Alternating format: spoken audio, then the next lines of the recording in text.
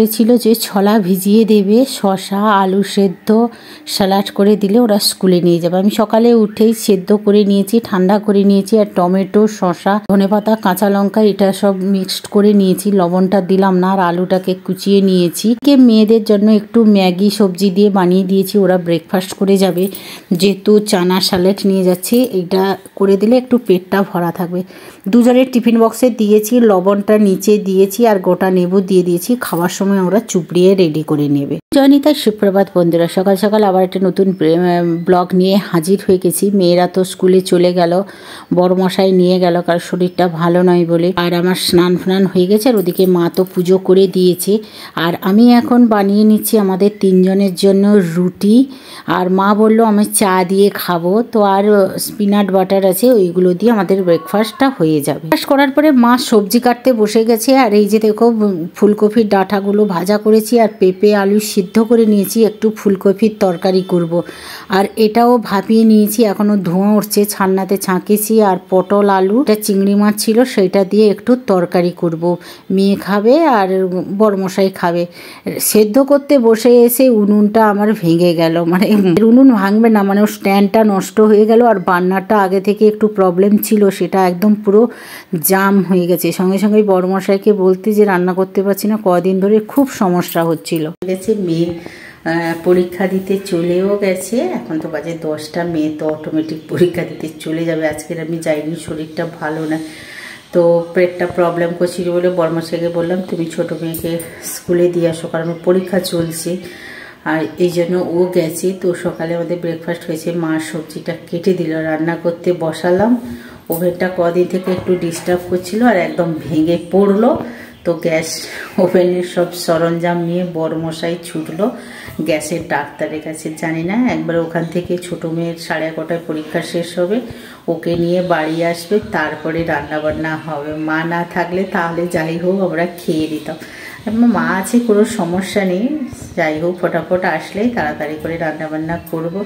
ততক্ষণ বসে থাকবো, আর কি করব বলো, গরিব মানুষ।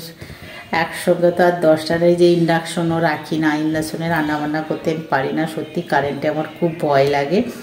হ্যাঁ, যখন আমি ফৌজে থাকতাম তখন হিটার ছিল, হিটারটা আবার জল ফল পড়ে গেলে কৃষক মারতো, বাপরে বাপ, সেটাও আমার বিশাল ভয়। আমি ভাতের হাঁড়ি গড়াই যাই করি, লাইট সুইচ প্লাগ বন্ধ করে তারপরে, কারণ হিটারে প্লাগ লাগিয়েও যদি ভাতের মার পড়ে না, টাচ করলেই শক মারতো খুব। একবার প্রেগনেন্ট অবস্থায় আমাদের বাড়িতে হাজব্যান্ডের স্টাফ এসে তাদের চা করে দিয়েছি, দিয়ে আমি স্পুনটা নিয়ে হিটারে টাচ করছি, বলি ভাই এমন ঝটকা লেগেছিল। এই জন্য খুব ভয় পেত আমার বড়মশাই, এই জন্য হিটার ফিটার সব বন্ধ করে দিয়েছিল। বলে কোথায় কি করবে তার ঠিক নেই, এরকমই শয়তানি বুদ্ধি ছিল আমার। এই জন্য কারেন্ট থেকে আমি সবসময় দূরেই থাকি। আর ফৌজে যখন ছিলাম ওটিজি মাইক্রোওভেন ব্যবহার করতাম, নিজের বাড়িতে আসে আর মাইক্রোওভেন ব্যবহার করছে না, এত কারেন্টের বিল আসে নর্মাল বিলেও। এ মাসে আমাদের বিল এসছে 5,500 টাকা। তারপরে আবার শীতকাল শুরু হচ্ছে, গিজার অন হবে, কি জ্বালা আমাদের। কপালে যদি আজকের গোবিন্দ ভাত না জুটিয়েছে তাহলে কিছুতেই হবে না, রান্না ভাতও কপালে জুটে না। হ্যাঁ, বা ফ্রিজের মধ্যে বাসন্তী পোলাও আছে, সেরকম পরিস্থিতি দেখলে দুটো বাচ্চাকে ভাগ করে দিয়ে দেবো। পরিস্থিতি দেখেই ব্যবস্থা হবে। মাছের টকও ফ্রিজে আছে, শুধু মা মেয়েরই সমস্যা। রান্না বসিয়েছি, বড়মশাই নিয়ে এসে, কিন্তু স্ট্যান্ডটা ফিটিং হচ্ছে না।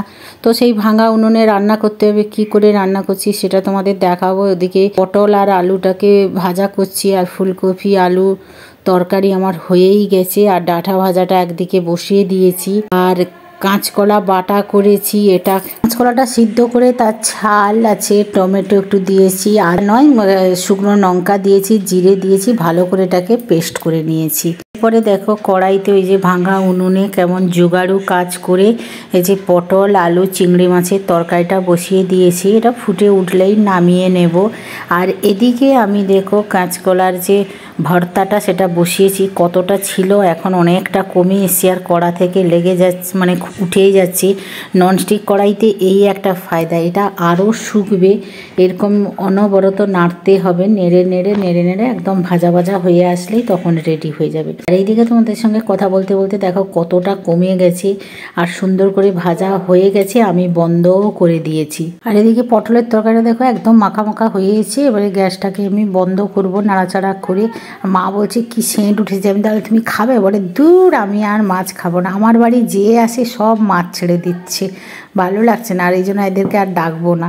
নামিয়ে তোমাদের দেখাচ্ছি, দেখো কি করে আমি রান্না করছি। এটা হচ্ছে বাইকের স্ট্যান্ড, আর একটা লোহারের টুকরো ছিল বাড়ি হয়েছিল না, সেইটা এর মধ্যে রেখে দিয়েই আমি বসিয়ে রান্নাবান্না করেছি। কি করব, রান্না তো করতেই হবে, এইভাবে সেটিং না হলে তো করতেই হবে। আমরা মহিলারা মেয়েরা এরকম করে অ্যাডজাস্টমেন্ট করে আমরা সংসার চালাচ্ছি। অ্যাডজাস্টই সবচেয়ে জীবনের প্রথমে যে ভেঙে পড়ে গেছে, এখানে কড়া বসছে না, এখানেও তাই করে বসতে আছে দুটো স্ট্যান্ডের উপরে রেখে। রান্নাবান্না করে উঠতে অনেকটা দেরি হয়ে গেছে, মেয়েও ততক্ষণে স্কুল থেকে চলে এসেছিল, সবার খাওয়া হয়ে গেছে। আমি এখন খেতে বসেছি।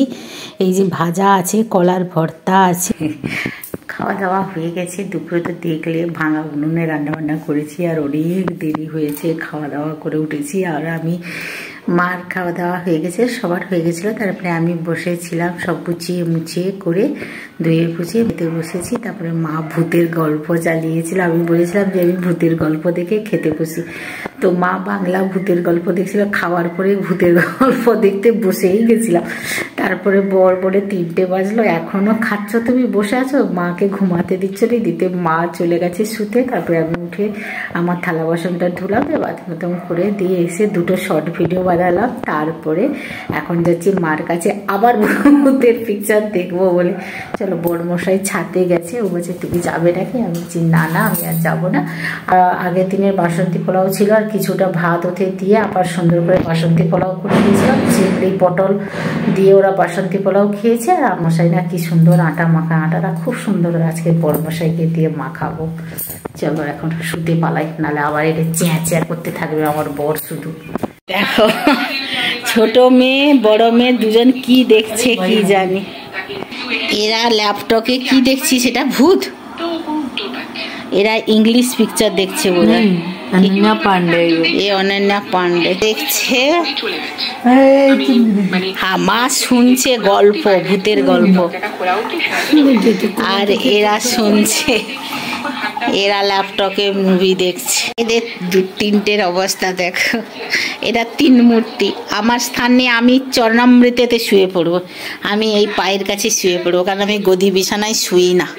দেখো বিছানাটার অবস্থা কি করেছে 3টে। রাতে চলে এসেছি, কলা ফুলের এই যে বড়া করেছি, চপ একটু বানিয়েছি, আর মা যেহেতু চলে যাবে একটু কেক বানিয়েছি। কেকে বেশি মিষ্টি দেইনি, ওটসের কেক, আর সাথে আছে চা। মা বলে আমি কিছু খাবো না, এইগুলো দিয়ে যে সবার বের করে নিয়েছি, আমরা এইগুলো দিয়ে আজকে রাতের ডিনারটা করব। বরমশার জন্য একটু রুটি আর তরকারি আছে, ওই দিয়ে খাবে।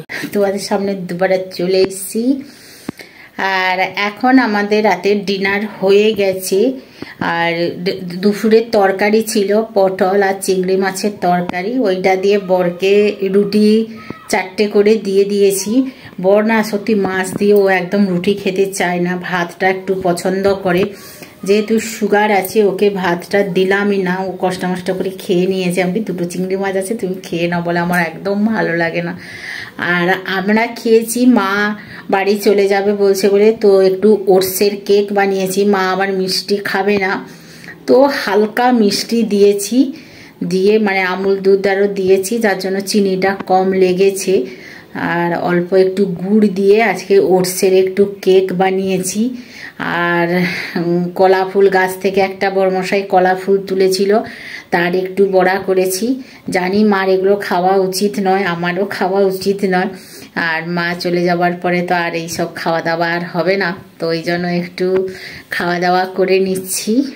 তো সবাই খাওয়া দাওয়া হয়ে গেছে, কেক আর একটু পকোড়া চা এই সব খেয়ে নিয়েছি। মা বললো, মা তো একটুখানি কিছু খাবার পরে মা রাতে কিচ্ছু খায় না, তো সন্ধ্যার সময় একটু রাত করে কেকটা একটু ছোটো ভাঙা উনুন না, একটু সময় লেগেছে কেকটা হতে, বসাতে, ফিটিং করতে, তো একটু সমস্যা হয়ে মানে ওগুলো কেক করি না, উনুনেই করে নিই, কেকটা খুব সুন্দর হয় বলে।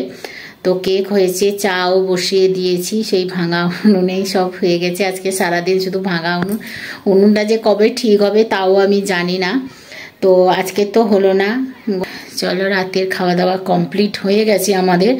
শুধু বড়মশাইকে 4টি রুটি করে দিয়েছি, ওকেও খেতে দিয়ে দিয়েছি। ওর খাওয়া দাওয়া কমপ্লিট হয়ে থালা বাসন সব গুছিয়ে দিয়েছে। আর আমাদের চেহারাটা পুরো শুকনো শুকনো লাগছে, ভালো লাগছে না, শরীরটা খুব খারাপ। কিছু খেলেই পেটের মধ্যে ব্যথা হচ্ছে, আর পেটটা পরপর যেন ফুলেও যাচ্ছে, হাতির মতন চেহারা হয়ে যাচ্ছে। আর আদা লবঙ্গ দারচিনি ভিজিয়ে রেখে সকালে ওই জলটা খেলেই আর পেট প্রচণ্ড ভাঙলাচ্ছে। পেট এতটা প্রবলেম করছে আর খেতে ইচ্ছে করছে না। মা তো বকাবকি করছে, খাস না। আমি খাবো আমি। তারপর একটু চিয়া সিড জল খাচ্ছি, তার কফিটা খাবো বলছি, বড় মেয়ে খেতে দিচ্ছে না। ব্ল্যাক কফি খেয়ে খেয়ে বড় মেয়েটা ঠিক একদম রোগা হয়ে যাচ্ছে পরপর, ভালো লাগছে। মাটা ছিল বলে বেশ আনন্দ লাগছিল, কিন্তু মা বাড়ি চলে যাবে, মা বাবাকে ছেড়ে এসছে, 7 দিন থেকেছে, তাতেই কষ্ট বলে আমি অনেক দিন চলে এসেছি। বাবাকে মিস করছি, বাড়ির সবাইকে মিস করছে, দাদাকে মিস করছে বলে বড়মশাই ছাড়তে যাবে। আর চলো তাহলে আজকের মতন টাটা, বাই বাই। সবাই ভালো থাকো, সুস্থ থাকো। আজকে ভাঙা উনুনে রান্নাবান্না করে দিনটা কাটিয়ে দিলাম। চলো, কেমন লাগলো ব্লগটা অবশ্যই করে বলো। তোমাদের এরকম যদি আচানক কোনো সমস্যা হয় তোমরা কি করে ম্যানেজ করো? হ্যাঁ, গ্রামে থাকলে এই সমস্যা হতো না, উনুন ফুনুন হয়ে যেত। এই জন্য ভেবেছি এরপরে বাড়ি গেলে একটা ছোট্ট করে একটা উনুন বানিয়ে নিয়ে আসবো, কমসে কম কাজ চালানোর জন্য একটা মাঠে। তাহলে চলো, কেমন লাগলো আজকের ব্লগটা? তাহলে আজকের মতন টাটা, বাই বাই, জয় নিতাই, গুড নাইট, শুভরাত্রি, প্রেম সে বলো, রাধে রাধে।